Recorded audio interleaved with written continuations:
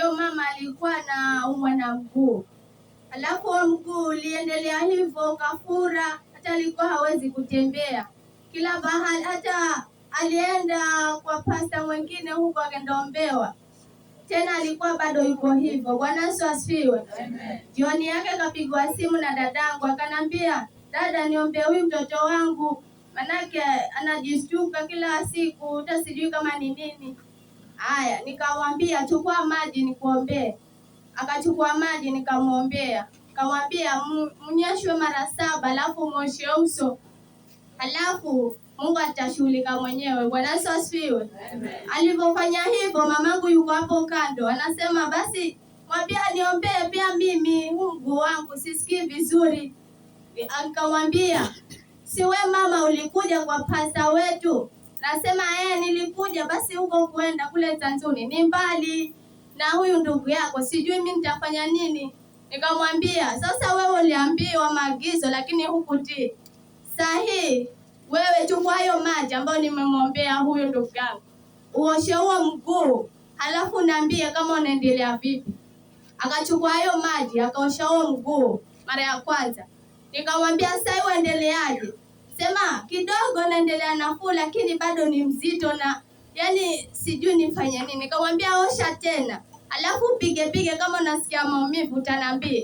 Akaosha, alafu akapiga chini. Akamwambia, unasikia maumivu? Nasema hapana, sisikii maumivu. Akamwambia, shika huo mguu sasa nikuombee. Akashika huo mguu, nikamwombea. Nilipoomba akafunguka. Bwana Yesu asifiwe. Hata nilipoacha kuomba nasema amen. Nasema nashukuru. Ilikuwa ni mzito mguu, siwezi kabisa. Yaani sijui hata sijui niseme nini. Bwana Yesu asifiwe. Alipolala na usiku, alipoamka asubuhi akaona kuna vitu vimetoka kama sijui niseme. Bwana Yesu asifiwe. Kidundu na kidude chengine sijui kinaitwa kidude gani, kifolongo. Bwana Yesu asifiwe. Akaniambia, sasa mimi vile alivyoniombea nashukuru Mungu. Mungu alinifungua na vilitoka vile vidude. Sasa mimi nilikuwa sina credit ya kukupigia simu na wewe hukupiga, kachukua vile vidude kavirusha mimi. Nikamwambia, sasa hivi kwani waendeleaje? Anasema hata sina wasiwasi, kulima na lima mahali popote ambapo najisikia mimi naenda. Kasema amina, Mungu atakufungua hata kama ulivirusha. Hivyo vilishindwa kwa jina la Yesu. Bwana Yesu asifiwe. Amen. Kuna ndugu yangu mwingine hapo alizaa. Sasa huyo mtoto yani kama ananyauka hivi, tena ni mchanga, yuko na sura ngumu kama mzee. Bwana Yesu asifiwe. Bwana Yesu asifiwe. Halafu akianza kulia anafumba hii mikono hivi ngumi. Bwana Yesu asifiwe.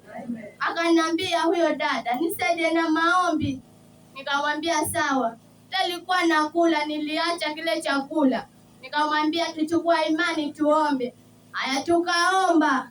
Hapo kwa hapo huyo mtoto alifunguliwa. Yaani ngozi yake ilirudi sawa, sasa yuko sawa. Na hata hali ilikuwa huo tosi unapasuka sasa hivi. Uliisha. Bwana Yesu asifiwe. Sina mengi, ni hayo machache.